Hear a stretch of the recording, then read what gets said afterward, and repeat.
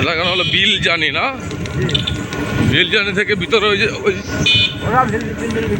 বিল জানির ভিতরে না।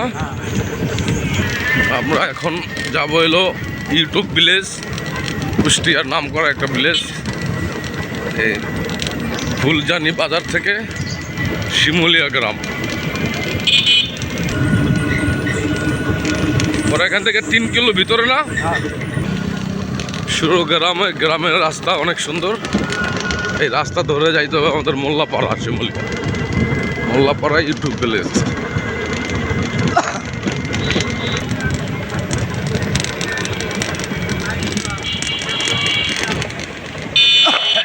এই দেখেন পার